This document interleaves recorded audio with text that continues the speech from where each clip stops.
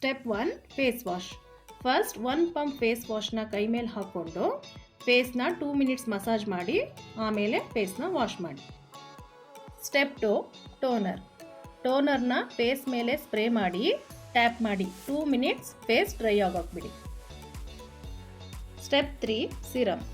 3 drops face ಮೇಲೆ just apply ಮಾಡಿ tap ಮಾಡಿ, ಯಾವುದೇ ಕಾರಣಕ್ಕೂ ಮಸಾಜ್ ಮಾಡೋಕ್ಕೆ ಹೋಗಬೇಡಿ, 2 ಮಿನಿಟ್ಸ್ ಡ್ರೈ ಆಗೋಕ್ಕೆ ಬಿಡಿ. Step 4 sunscreen. 3 fingers full sunscreen ಹಾಕ್ಕೊಂಡು ಜಸ್ಟ್ ಫೇಸ್ ಮೇಲೆ ಅಪ್ಲೈ ಮಾಡಿ.